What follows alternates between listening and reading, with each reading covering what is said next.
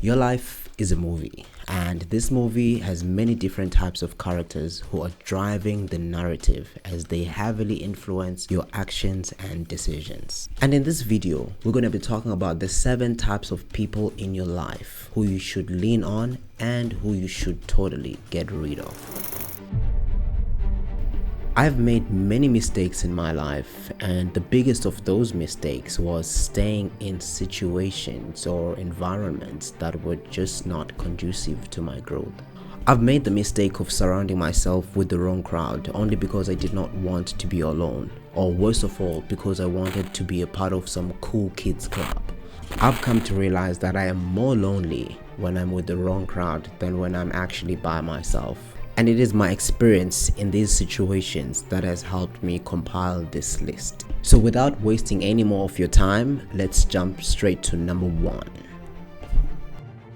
One of the most important characters you will encounter in your life is your allies. These people demand the best out of you and are willing to step in and help when it is needed. They are actively participating in propelling you to the right direction.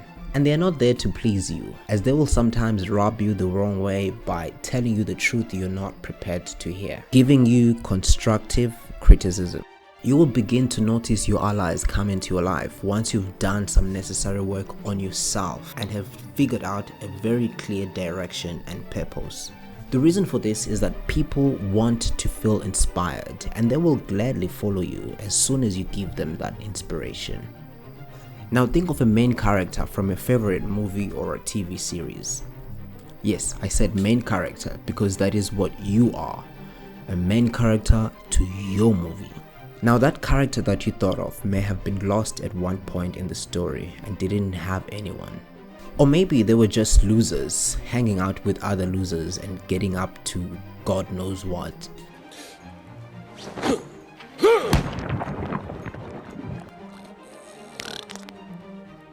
But once they found their purpose and had a very clear mission, they now inspired others to follow. They gained themselves allies who were loyal to their cause. Your allies could be just about anybody, from your siblings to your parents, your co-workers, your best friend, or even a university lecturer. Or someone may come out of nowhere and choose to be your mentor and give you the direction that you need. One thing to note about your allies is that they will never criticize you or challenge you in public. They may even hear the most convincing rumor about you and they will just choose not to entertain it.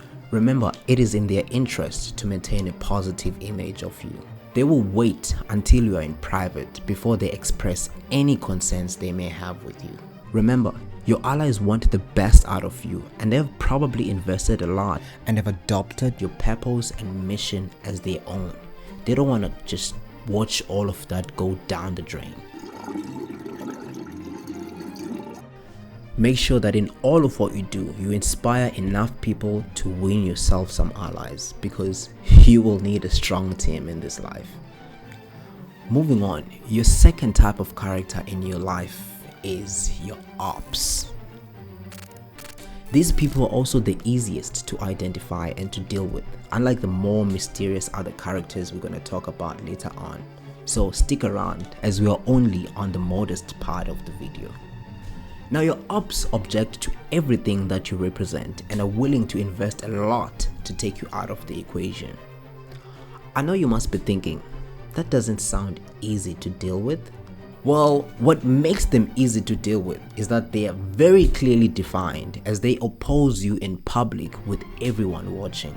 These people are out in the open and they will tell the whole world how they feel about you and what they intend to do to take you down.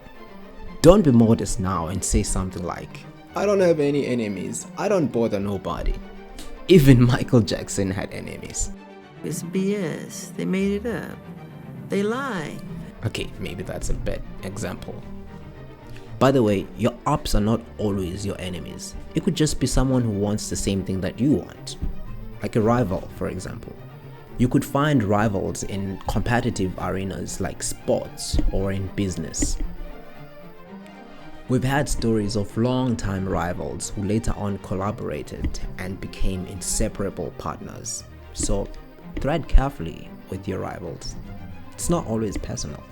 But at times you will encounter enemies. People who are disturbed by the sheer mention of your name. People who strongly believe that the world could be a better place without you. Well, if that's the case with you, my friend, I hope your allies are stronger than your enemies. Okay, I promised mystery, and I must deliver. Number 3, your handlers. These people are the closest to you. It could easily be a friend or a sibling or a lover or a spouse. Your handlers have secured a spot in your life just so they could be close enough to trace your every move and monitor your progress. Now, to put it simply, these are the people in your circle playing for the other team. And what makes it very scary is that they know so much that they could cripple your defenses from within. Their closeness to you has given them leverage to weigh up your mental and emotional capacity. They're so cynical and they know exactly where to push your buttons. You will notice that you are never fully yourself around these people, and even if you try, you can sense that you are not allowed to express yourself because there's a lot of things that they find cringy about you. They are constantly trying to correct or contain your behavior. Well, sorry to spoil it for you, my friend, but that's because they're not very fond of you actually. They only tolerate you just so they can get what they want. They are watching carefully, waiting for the perfect moment to strike. The truth is, they've probably struck before, maybe even multiple times in some form of disrespect. However, because they have so much experience in manipulation, they just easily brush it off as if it's just something in your head, that it was just an innocent joke and you're too sensitive. These people are masters of gaslighting. I've had many handlers in my life that I could make an entire video on this topic alone. Now, sometimes it's not entirely possible to eliminate these people out of your life. Nevertheless, you still have to be aware of who they are and not let them influence you.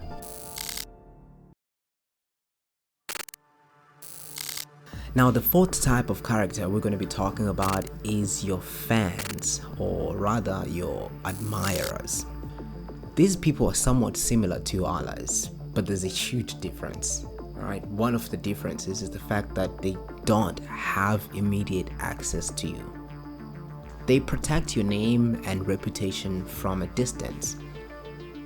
Now, going further into illustrating the difference is that your fans are rooting for you to win, while on the other hand, your allies are active participants standing with you in the battlefield. And also, your fans don't have anything to lose if you fail on your endeavors, as they have not invested anything. They will just find the next person to be a fan of. Now, of course, you must be thinking, I don't have any fans, I'm not anybody important, but you don't have to be prominent. You don't have to be a prominent figure to have fans. Trust me, you will be surprised at how many people are rooting for you out there. But be careful. There are downsides to having admirers. Lots of downsides. They may put you in a pedestal, leading to very unrealistic expectations and giving you pressure to keep up a certain image. At times you'll find that your admirers get too attached and very dependent, and that can be very, very overwhelming. They may fail to give you any constructive feedback because anything that you do is just so good. Oh, you're so good, bro. You just can't fully rely on admirers to help you with your growth. Now, I trust that you guys want to be my allies rather than just being the fans of this channel. And if that's the case, please smash that subscribe button and like the video. Now let's talk about the users. These people are malicious in a different kind of way. They realize your value and they are only in your life to take advantage of it. You can probably think of a coworker who's always in trouble and somehow you're always the only one who can rescue them. They could come up with some sob story for why they can't work on this project and why you should help them, or rather you should do it for them. It is a very unhealthy dynamic when a person feels that they are not qualified to give you any kind of support, that you are just so good that you don't need any support, and yet they need all of your support. These people feel that you have everything figured out, and they just completely retire themselves from giving you any kind of help, but still expect you to help them. I guess they feel entitlement to whatever privilege they believe you have. Whatever reason people may have for treating you this way doesn't really matter. What matters is that they are very intentional in what they're doing, and the effects of their actions are very damaging. Now, there's nothing wrong with lending a helping hand to people when they need it, but you must learn to draw the line and not allow manipulation. Some people will just see your kindness and agreeableness as a weakness, and they will take advantage of it. Do not enable that kind of behavior. Throughout history, people have elevated to greater heights by stepping on others. Do not be a victim of such.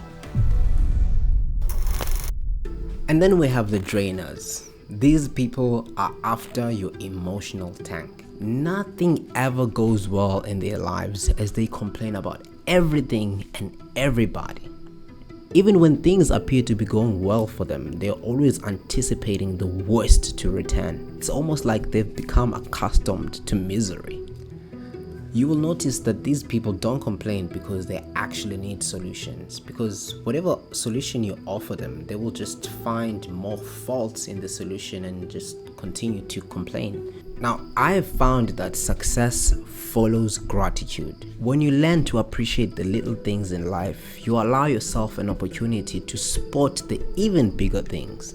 And my advice is always practice gratitude. And once you realize that there's someone who's just filling your life with so much negativity and emotionally draining you, it is wise to carefully remove yourself from their spaces.